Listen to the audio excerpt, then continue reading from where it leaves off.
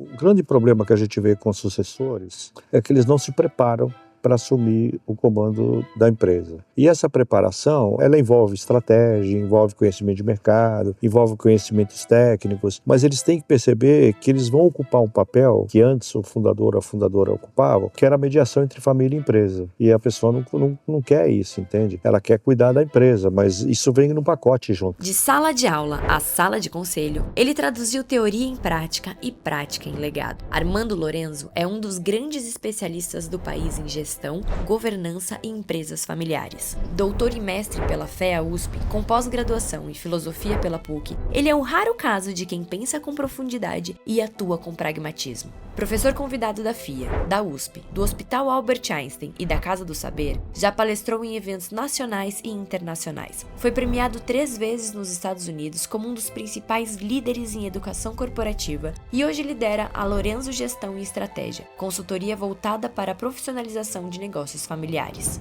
Além de consultor e mentor, também é autor de livros como Empresa Familiar, um sonho realizado e Bastidores da Empresa Familiar, onde compartilha décadas de vivência com sucessores, fundadores e conselheiros. Armando não entrega fórmulas prontas. Ele estrutura decisões difíceis, cria modelos de governança que trazem previsibilidade, segurança e clareza para as empresas que querem mais lucro, que querem longevidade. Nesse episódio, você vai entender o que está por trás daquelas famílias que perpetuam negócios por gerações e por que outras desmoronam antes mesmo do fundador sair de cena.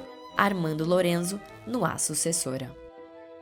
Seja muito bem-vindo. Eu que agradeço. Muito bom estar aqui com você. É um prazer te receber aqui.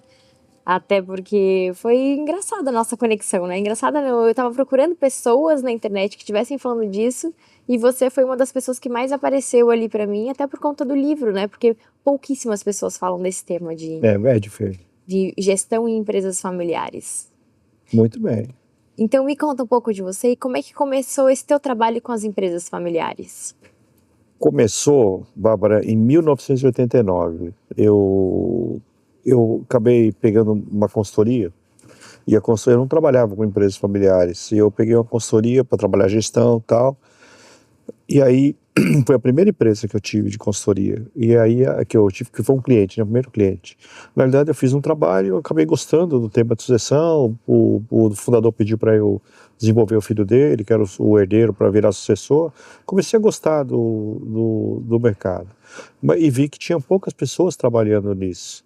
Aí foi por isso que eu acabei entrando. Depois eu fiz o mestrado, doutorado, por aí em diante eu fiz o meu trabalho sempre em empresas familiares, mas começou com um cliente meu de empresa familiar. E esse é um tema porque a gente estava conversando isso ainda há pouco, né? Nós temos no Brasil 90% das empresas que são familiares. Muitas delas, né, 70%, não sobrevivem na passagem da primeira para a segunda geração. E é um mercado que ele não é muito explorado, por N razões, né? Primeiro porque a gente tem, quando se foca, as pessoas focam muito mais na questão da gestão em si. Só que eu descobri isso na prática, na minha experiência, né, vivendo essas dores do processo, e são dores também, processos que você aprendeu vivendo, vendo muitas outras empresas, né, já há mais de 3 décadas passando por esse processo. Mas é algo que não é muito explorado ainda no mercado, sobre como, porque a gestão de uma empresa familiar não é igual à gestão de uma empresa normal. Ela é muito diferente, né? Então, assim, nesse mercado, como que você entende, até um pouco do que a gente estava conversando aqui, como que você entende essa atuação pelos desafios que existem nessas empresas?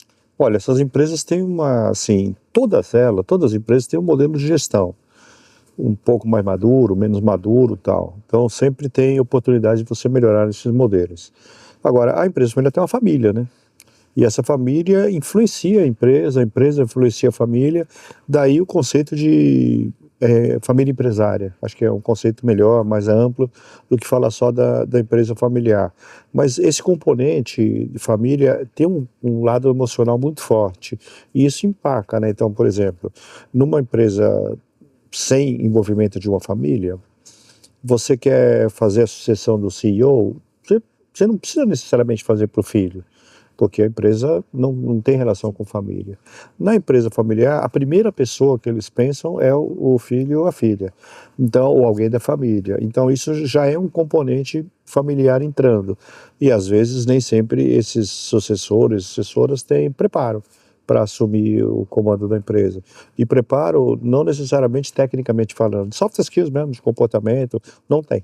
Então, eu acho que o grande dinâmica é essa, porque você faz um projeto de trabalho, de melhoria na empresa familiar, mas passa pela família, não tem como a família aprovar, entende? Se a família não aprova, isso não dá. Quando uma empresa muito grande, de empresa familiar, a família tem uma penetração muito grande na cultura da empresa. Na dinâmica, nem tanto. Mas na empresa de menor porte, a família tem uma interferência muito grande e se confundem os papéis, né, assim, de sócio, de familiar, de executivo, se confundem muito os papéis, né? Então, às vezes, quando é uma relação de uma empresa convencional, você lida de uma maneira X com o seu chefe, vamos dizer assim, Sim. com o seu líder. Na empresa familiar, mistura a figura do pai ou da mãe, quando é chefe, não é o pai, é a mãe que está falando, é o chefe que está falando, isso confunde muito. É que você nunca sabe, assim, eu tava gravando um outro episódio, né, com o Michael aqui, que a gente fala muito sobre isso, que são traumas que nós temos na nossa infância, né, no nosso início da vida, que eles refletem no nosso comportamento e nas coisas que a gente faz depois. Então, todas as vivências que nós temos, a gente não deixa de enxergar o pai, né, nosso pai como pai, para passar a enxergá-lo como um chefe ou como um gestor. Então, é aí que ficam essas confusões. O teu irmão, você não foi educada, né, ou não foi formada na tua vida para você enxergar teu irmão como teu sócio e não como teu irmão. Então, a gente no podcast que eu estive com você, a gente falou muito sobre essas questões também, né?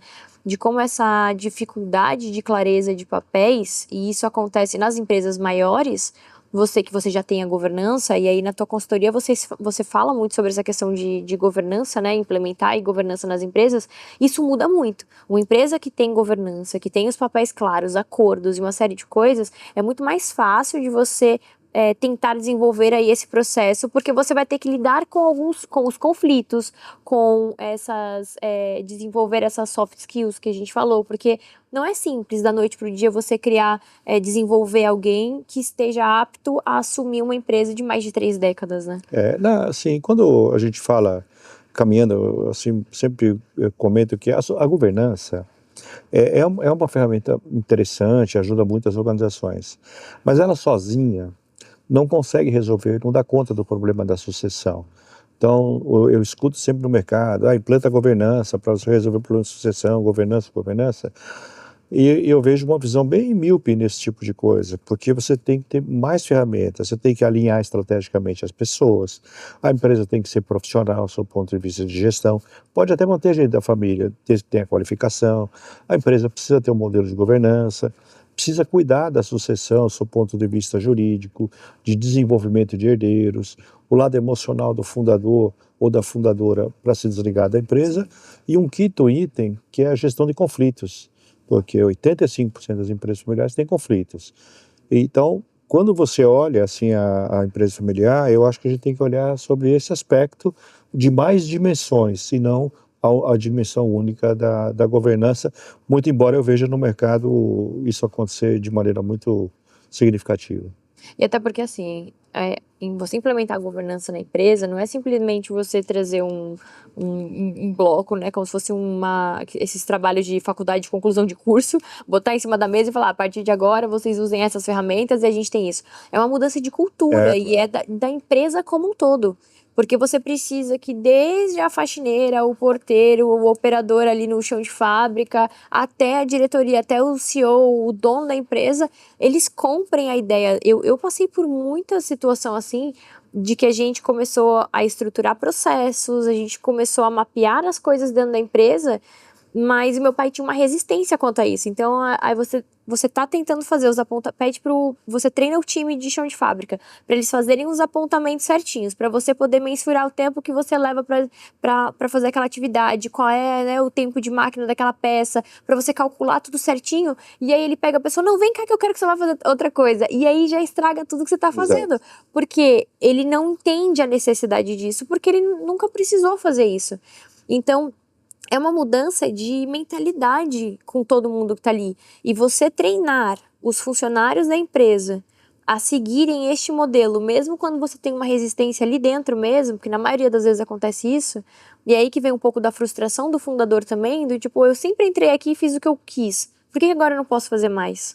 Né? Então, os próprios funcionários ficam nesse conflito do tipo, entro e sigo essas orientações porque a empresa está se profissionalizando e a gente está indo para este lugar, ou continuo seguindo as orientações da pessoa que me contratou há 20 anos atrás, né? É um dilema mesmo para as pessoas isso, né? E essa falta de integração entre os fundadores e fundadoras com os filhos, ele cria uma mensagem muito difusa para as pessoas. As pessoas não sabem o que seguir, é o que você falou. Então fica todo mundo no barco mais perto, eu vou seguir o fundador. Mas se ele vier faltar, eu já tenho que estar de legal também com o sucessor. É um drama para as pessoas, a sucessão envolve. Mas envolve cliente, envolve fornecedores, envolve instituições financeiras, envolve colaboradores, uma família. A sessão tem que ser vista sob diversos aspectos, né? São vários, os stakeholders são vários. Sim. Que interferem no processo.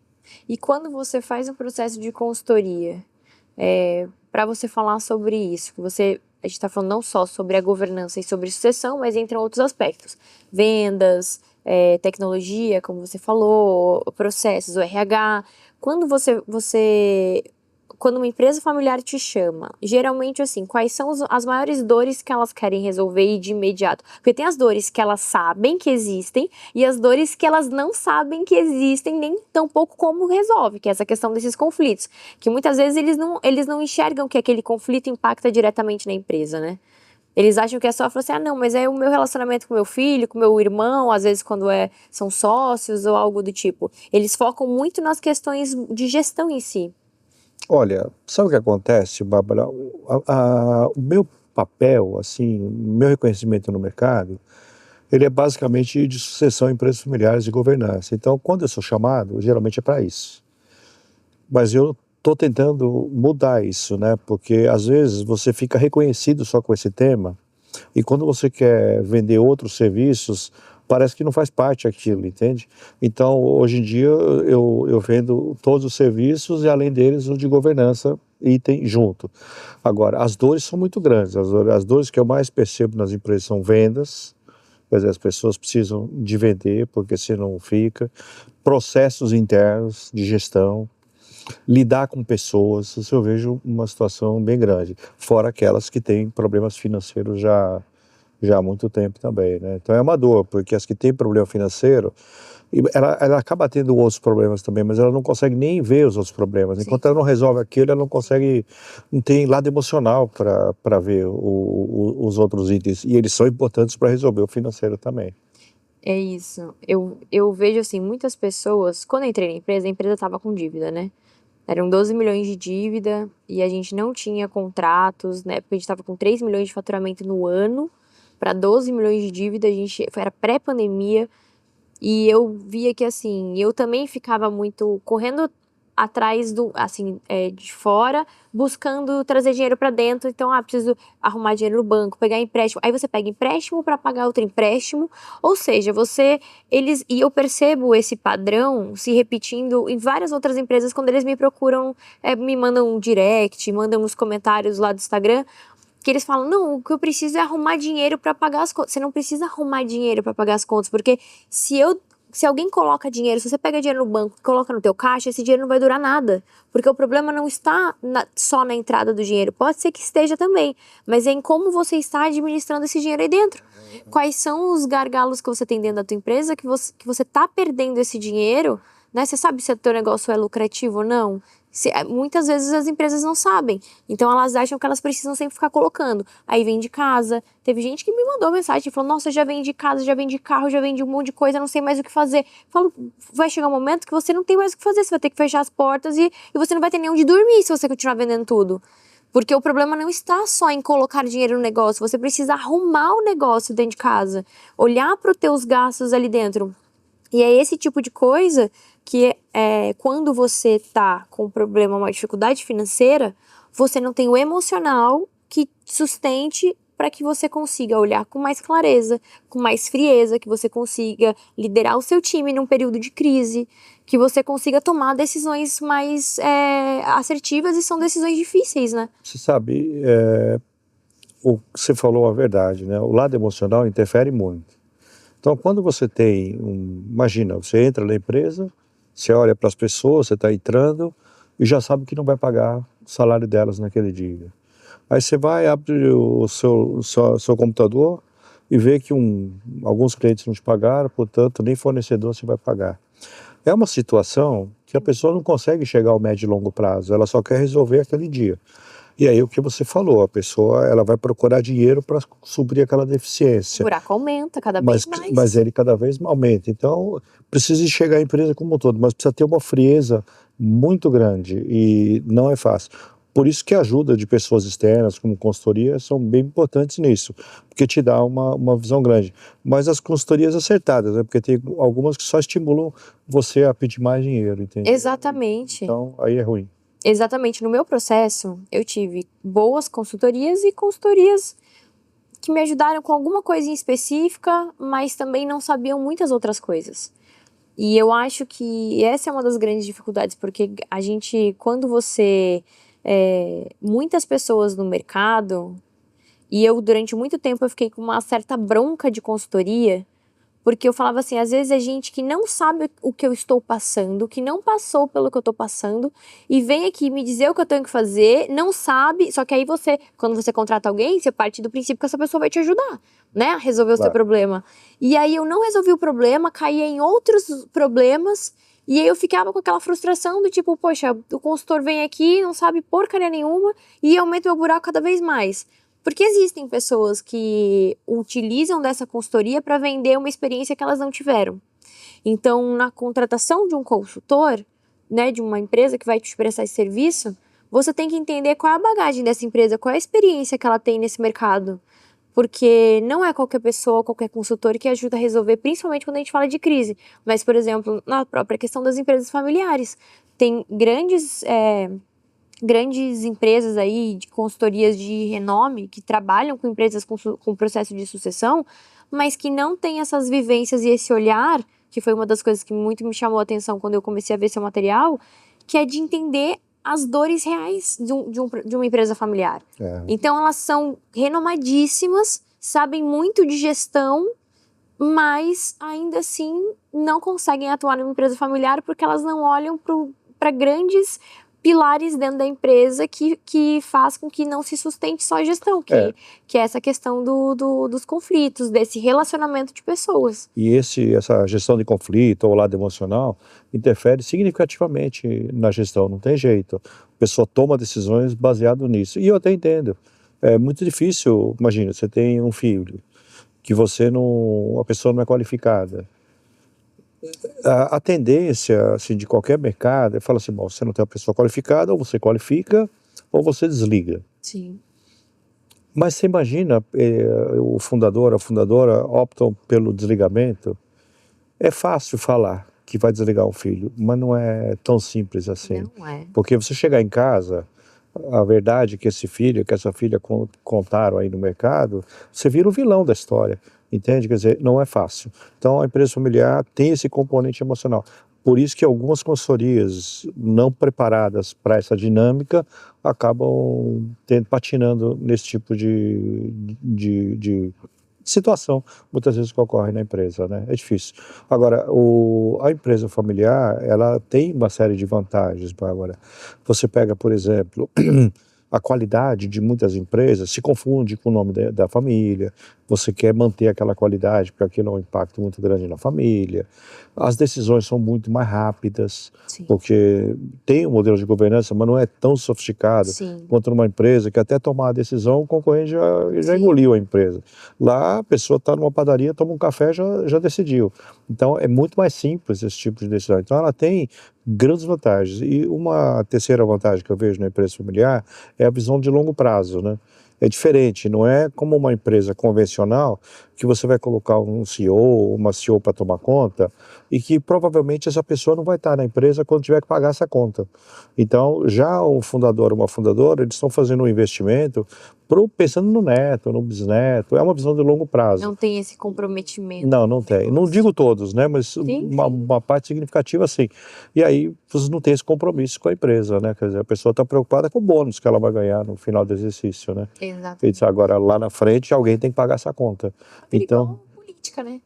igual. Cada um aqui durante o período ali faz o que acha bonito e aí depois o outro que se resolva. E o outro que se resolve. Não tem continuidade, né? Então você vê obras aí seguindo muitos anos porque não dá prioridade na obra do anterior.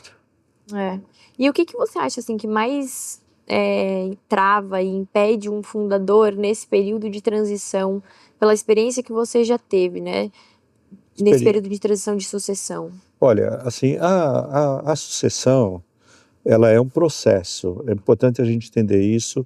Existe um evento que é a data formal de você fazer a sucessão e tal, mas ele é um processo. E esse processo tem que haver por parte do fundador e da fundadora uma descentralização no comando, porque se a pessoa não passa por uma situação, por situações ou por experiências de tomar decisão, erradas ou certas, ela não se desenvolve. Então, o que acaba acontecendo? Eu vejo fundadores e fundadoras no comando e não passam não dão essa possibilidade da pessoa tomar decisão, porque a pessoa centraliza tudo. Então, isso é difícil. Você pega, por exemplo, hoje fala muito em holding, de você passa as cotas em vida para os herdeiros, tal. A rigor, esse é um processo, uma série de vantagens, mas que na realidade e nem tira a autonomia, porque sempre o usufrutuário ele pode estabelecer no estatuto da holding uma porção de decisões que ele vai tomar. Mas ele não passa porque o nome dele não está, teoricamente, mais como dono da empresa. É uma questão emocional mesmo, né? É mais um filho, é mais uma filha. Então, a pessoa vai prolongando no comando. Só que, hoje em dia, diferentemente de anos atrás, os herdeiros querem assumir mais rápido, né? As pessoas têm mais pressa para alcançar. E aí você fica postergando, a pessoa vai embora também, desiste de ficar no processo de sucessão. Eu acho que respondendo a sua questão objetiva, essa questão de você descentralizar o comando, o poder, é talvez o maior desafio para o fundador. E eu acho que isso que você falou está muito relacionado a justamente esse timing das coisas. Então é claro que a gente tem que entender que a gente está num mundo onde a tendência é que as coisas sejam muito mais ágeis e muito mais aceleradas do que era antigamente, né? Até por conta assim da internet, do avanço das coisas. Então a gente sabe que antigamente o que levava-se muito mais tempo para você ter uma evolução até dentro da empresa, de inovação e tudo mais, do que hoje em dia que você tem muitas oportunidades desde que você esteja com a empresa estruturada, com caixa para isso, porque também custa. Então as pessoas têm essa pressa de fazer. Mas ao mesmo tempo, eu percebo que precisa ser um processo onde é uma linha muito tênue entre você não desestimular por conta disso, eu só vou conseguir fazer alguma coisa daqui 20 anos, ou seja, ele vai passar 20 anos sendo ali a sombra de alguém lá dentro, sem ter poder para fazer alguma coisa, porque é isso, quando você centraliza demais, você não dá a liberdade para ele tentar se desenvolver ali dentro daquele trabalho, e ele vai querer buscar outras coisas. Então você pode perder um sucessor por conta disso. Pode. E por outro lado, se você faz um processo muito rápido, o qual o sucessor ainda não está amadurecido o suficiente para tomar conta. Porque eu, por exemplo, antigamente, há, 10 anos, um pouco mais de 10 anos atrás, eu achava que inovação e eu precisava mudar o logo da empresa, precisava até mudar o nome da empresa, tinha que a gente não tem essa maturidade, né, essa experiência de vida de entender a sutileza das coisas e o que é, quais são os nossos valores, onde a gente tem que se agarrar. Então, por outro lado, quando acontece, e nesses casos são as sucessões onde geralmente é feita uma transição por falecimento de alguém, né? Então ele herda a empresa, ele assume do nada, às vezes muito novo, e ele acaba montando uma outra empresa dentro de uma empresa que já existe, porque ele não foi criado com essa estrutura, com essa base. Então é uma linha muito tênue entre você não dar liberdade demais e você formar aquela pessoa para a sucessão, e você também não desestimular porque você não deu liberdade nenhuma, né? Então, eu acho que esse é uma situação bem difícil essa, viu? Porque você precisa preparar os sucessores, as sucessoras, ao mesmo tempo você precisa descentralizar para que eles se preparem, mas não tem esse espaço, né? Então a pessoa quer tomar todas as decisões sempre, e isso dificulta muito o processo. Acho que essa fase de transição é muito difícil, né? Eu conheço empresas, por exemplo, eu tenho uma empresa que eu faço um trabalho, já foi feita a sucessão lá, tá bem e tal, mais de 4 anos, mas eu vejo o fundador sempre interferindo, entendeu? Vai lá, interfere, não sei o quê, aquilo causa um aspecto ruim com o filho, e às vezes eu falo com o fundador, ele entende, mas ele volta de novo, porque É mais forte do que ele. é mais forte do que ele. Então é difícil, né? Não é brincadeira mesmo, entendeu? É um sofrimento às vezes para os dois lados. Eu adoro trabalhar na empresa familiar, eu acabei fazendo minha vida inteira nisso. Mas sem dúvida nenhuma não é brincadeira, viu? Você vê, tem situações, Bárbara, que a gente faz a questão da mediação de conflito e tal, e quando você resolve, as pessoas ficam aliviadas daquele tipo de situação, porque o conflito, a pessoa não consegue trabalhar direito enquanto não É um resolve peso aquilo. gigantesco nas costas, né? E que muitas vezes não é compreendido, Não. né? Não é nem enxergado. As pessoas que estão de fora não têm noção de que esse peso existe, né? E no caso do sucessor, qual que você acha o que mais você acha que boicota um sucessor nesse processo? Bom, aí a sucessora tem alguns aspectos, né? Assim, o grande problema que a gente vê com os sucessores é que eles não se preparam para assumir o comando da empresa. E essa preparação, ela envolve estratégia, envolve conhecimento de mercado, envolve conhecimentos técnicos, mas eles têm que perceber que eles vão ocupar um papel que antes o fundador ou a fundadora ocupavam, que era a mediação entre família e empresa. E a pessoa não quer isso, entende? Ela quer cuidar da empresa, mas isso vem no pacote junto. Sim. Não tem como. Então eu vejo um grande problema. Essa falta de competência de articulação entre família e empresa, o desenvolvimento de soft skills também eu vejo um grande problema, e a necessidade que aquilo seja muito rápido, a transição. Não vai ocorrer tão rápido. E a pessoa até desanima, entende? Então, esses são desafios que eu vejo muito forte. E as faculdades, de maneira geral, elas talvez nem seja o papel delas também, não preparam para essa questão dos soft skills, é a experiência mesmo, é a prática mesmo que você vai desenvolvendo, a prática do dia a dia. Por isso que eu te falei, quando o fundador ele não faz a descentralização do poder, ele está evitando o crescimento dos sucessores, né? Então, e aí isso alimenta, né? Porque os sucessores não se desenvolvem, aí o fundador fica com mais medo ainda de passar a empresa e cria um círculo vicioso. Exatamente. Eu acho que a gente precisaria muito, de um modo geral. Eu acho que assim, isso vem sendo muito mais tratado nessa gestão que eles falam que é uma gestão mais humanizada. É que as pessoas confundem muito, eu acho, que uma gestão humanizada de uma gestão mais pé no chão, mais verdadeira. Porque, assim, não é que você precisa dar muitos benefícios e fazer coisas assim para você falar que estava tendo uma gestão humanizada, não é isso? Mas é você enxergar o ser humano como um ser humano, dentro dos limites que cabe dentro de uma empresa, né? E aí, quando a gente fala desse processo, é a mesma coisa. É tratar, é olhar para aquele sucessor, para o fundador, com este olhar de que é uma pessoa que tem as suas dores, que tem os seus problemas, e que vai passar por muitos desafios nesse processo, e você compreender. E aí é uma oportunidade que eu vejo até para uma sucessão de você trazer um modelo de gestão diferente, um modelo de gestão que enxerga um pouco mais esse lado do ser humano como ser humano e como esse lado impacta nos indicadores, na performance, na liderança, né? Porque não são, tipo, indicadores isolados. Quando a gente fala de um indicador de produtividade, né? De quanto você está ali desempenhando, de qualidade, o seu indicador que seja de faturamento, ou quando você vai olhar lá já para o seu lucro líquido, não é só técnica aí. Existem muitas outras coisas que, independente de ser uma empresa familiar ou não, poderia ser muito mais observado esse processo, esse olhar dentro da gestão para mudar esses indicadores cada vez para melhor, né? Exato. É por isso que exige essa questão desse comportamento e desenvolvimento de soft skills.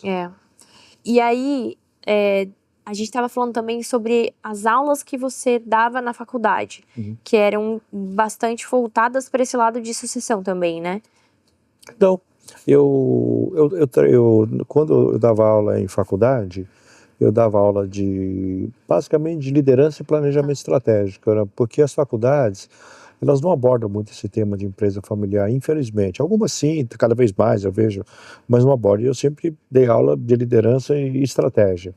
Agora, no MBA que eu dou aula hoje, eu dou aula basicamente só no MBA. Lá eu trato do tema de sucessão, porque tem uma disciplina específica para isso. Mas é uma disciplina também, só, entendeu? Sim. Mas eu gosto muito, as pessoas gostam muito. Eu dou aula num curso da FIA, que é de pequenas empresas, pequenas e médias empresas. E aí, basicamente, quem é o aluno é a empresa mesmo, né? São sucessores que estão lá, sucessoras. Aí é mais legal, né? Porque eu acabo falando a linguagem deles, né? Entendeu? E como é, assim, quando você encontra mulheres sucessoras?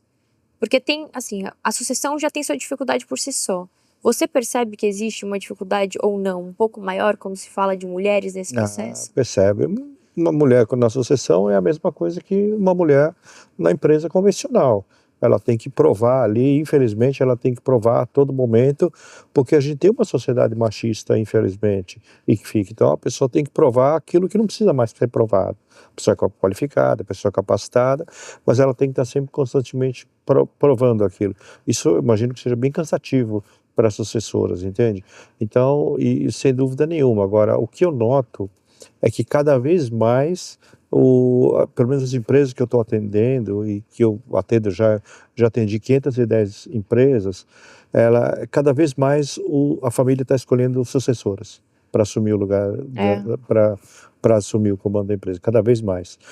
Já teve o tempo que eram homens de cara, mas hoje cada vez mais a gente vê a família também optando por sucessoras, também, né? Sim. Os sucessores, sucessoras e tal. Mas eu vejo cada vez mais um espaço da mulher na empresa familiar, o que é bom. Sim.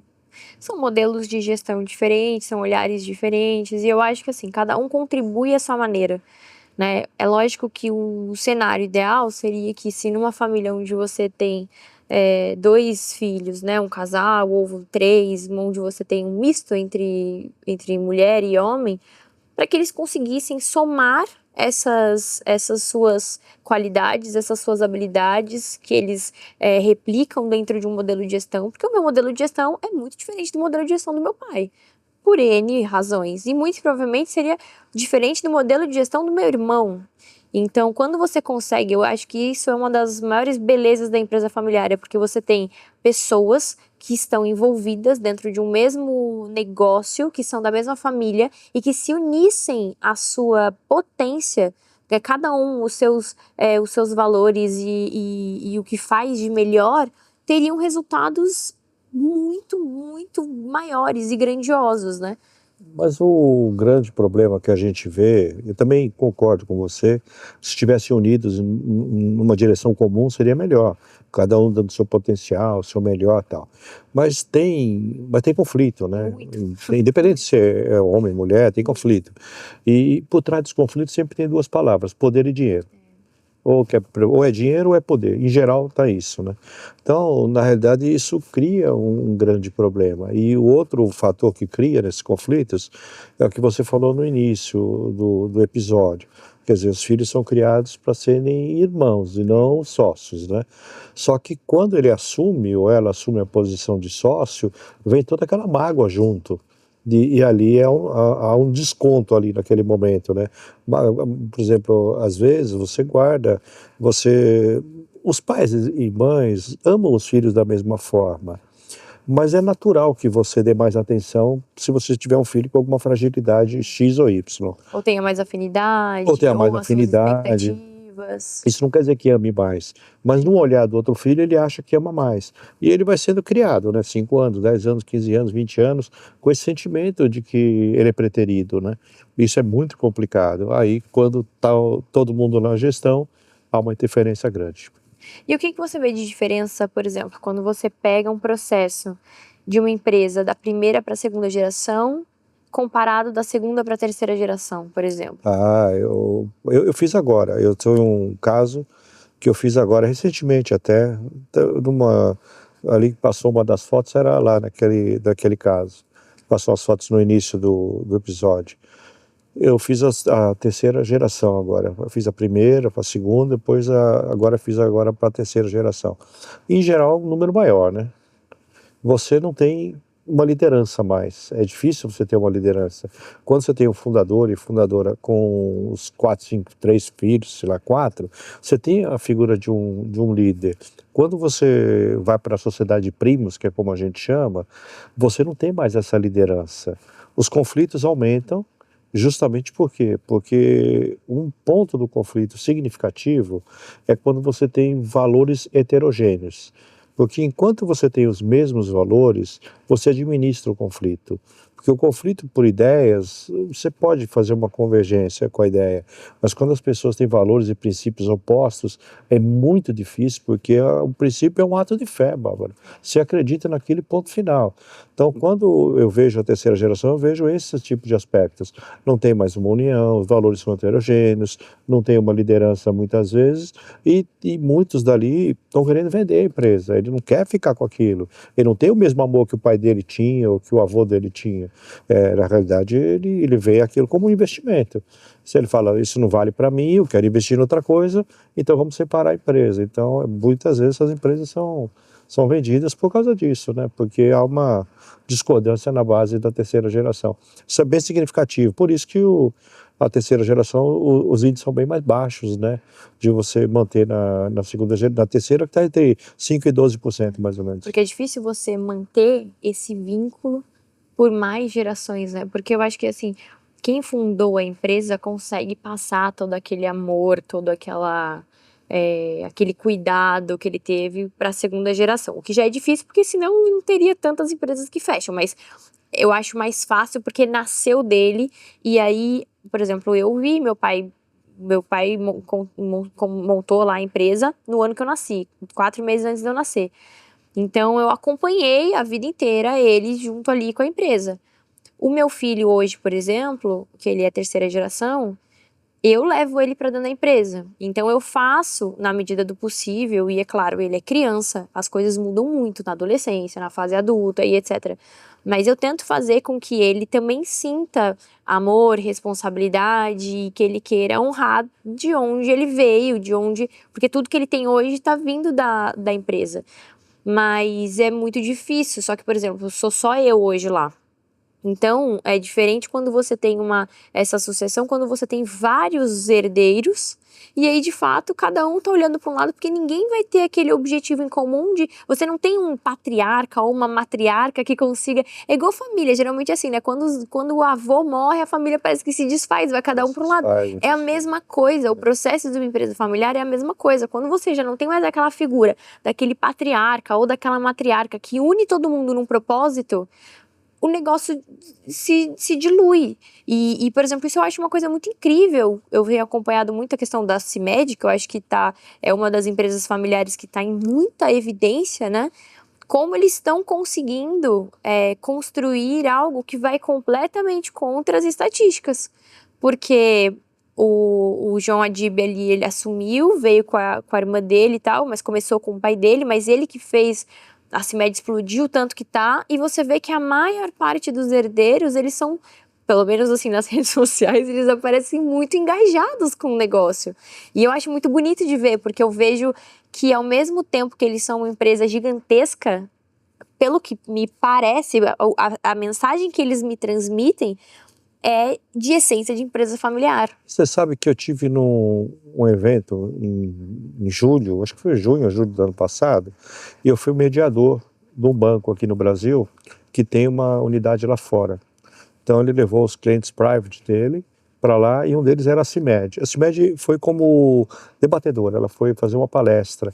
Então ela fez, o João Dib não foi, só foi a irmã dele. Fez uma palestra, mas eu vi o relacionamento dela com a filha, ela contando, são muito próximos mesmo. Eu acho que não é uma questão só de rede social, não. Pelo que ela verbalizou ali naquele evento, era um evento bem fechado, tem uma dinâmica muito positiva. Você vê que é muito genuíno, eles, né? Se eu não me engano, todos trabalham na mesma sala, se eu não me engano. Então, eles têm uma sala que é meio que eles se encontram assim em família, sabe? Isso. E eu acho isso incrível, porque eu falo, gente, eu acho que se as empresas familiares conseguissem, e é claro que eu tenho certeza que eles têm desafios, que eles têm desavenças, que eles têm conflitos. É normal, né? Porque qualquer família tem. Mas assim, eles conseguem lidar com isso de uma maneira que não prejudique a família e os negócios.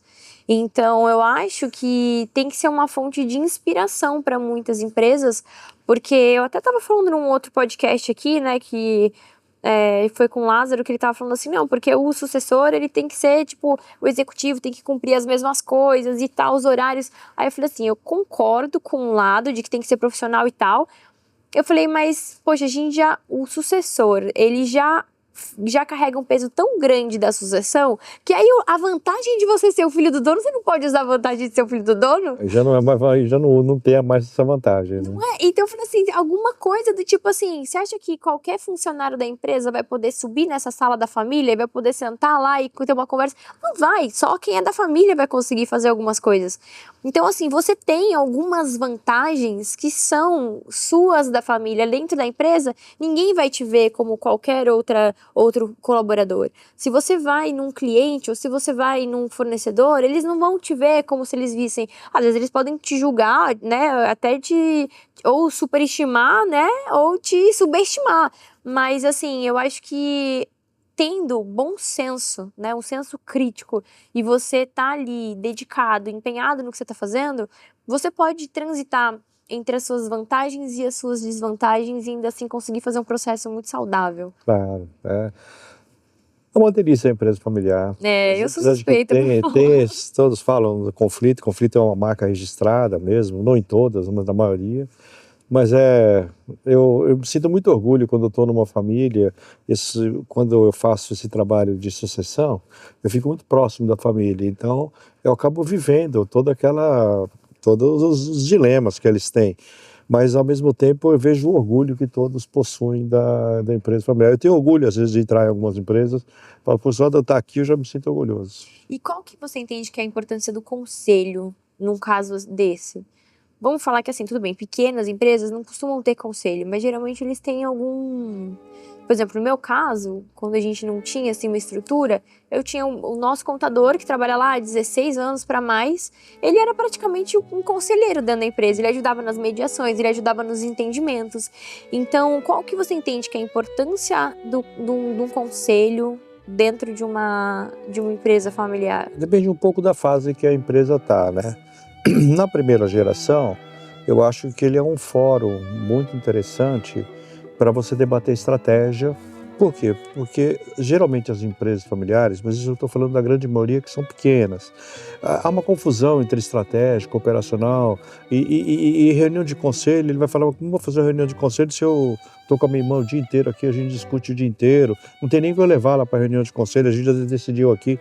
Então essa confusão de papéis, eu acho que o conselho ajuda para você ter uma visão um pouco mais estratégica e também onde você vê os indicadores e toma algumas decisões e tal. Acho importante. Mas quando está na segunda geração, aí é fundamental que tenha esse papel, porque eu falo segunda geração com irmãos na empresa, porque nem todos vão trabalhar na empresa, mas vão ser sócios. Então, e precisa daquele conselho para dar transparência do que tudo está acontecendo na empresa. Porque senão, você é sócio, mas não trabalha lá, você não sabe o que está acontecendo, e que a empresa quebra e você nem tinha ideia do que estava acontecendo. Ou você quer aprovar um investimento que a empresa deveria ou não fazer. Então, acho que o papel é muito forte para normalizar na segunda geração quando as pessoas não trabalham na empresa. Mas a visão estratégica, o monitoramento, isso faz parte. E para a gente fechar aqui, se você pudesse incluir uma cláusula obrigatória no testamento de um fundador, que cláusula você incluiria? Eu acho que ele tem que delegar, descentralizar, para que você consiga gradualmente fazer com que todo mundo entenda que aquele sucessor é preparado para assumir e também que tenha oportunidade de se desenvolver, né? Porque é só nesses ambientes que você se desenvolve, né? Tomando decisão errada, decisão certa, é só nessa hora. E fazendo proteção do patrimônio, né? Ah, Pensar, porque assim, uma coisa é quando você tá aqui em vida, resolver coisas em vida. Outra coisa é você deixar para o que vai acontecer quando você não estiver mais aqui. Eu lembro que uma vez meu pai falou isso pra mim, né? Eu falei, pai, mas eu não entendo nada, eu não conheço nada do negócio. Se você... Foi até que ele estava internado no hospital porque ele tinha infartado. E aí, a gente falando, enfim, ele já estava bem, aí obviamente vem essas coisas à tona, né? Aí, imagina se tivesse acontecido alguma coisa, o que ia acontecer? Aí meu pai falou pra mim assim, o problema é seu, já não ia estar mais aqui mesmo, você que se vire. Então eu falo, peraí. É mais ou menos isso mesmo. Então, assim, sabe, é cuidar, né, da proteção, tentar proteger o patrimônio, porque às vezes o que eu percebo muito também é o seguinte, existem conflitos que eles não duram uma vida, que eles duram um período.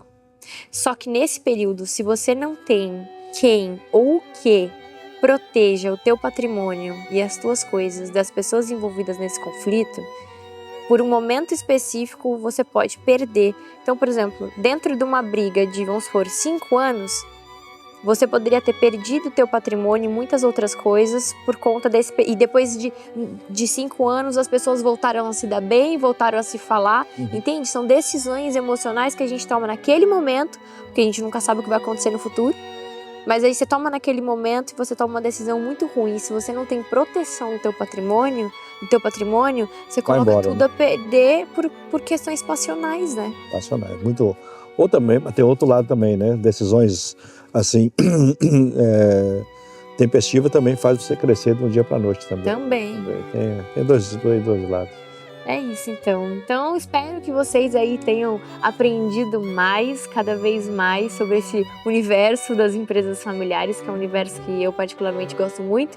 E aqui com o meu convidado hoje, que gosta tanto quanto eu, só que do outro lado, muito mais técnico, mas a gente tem aqui uma visão muito parecida.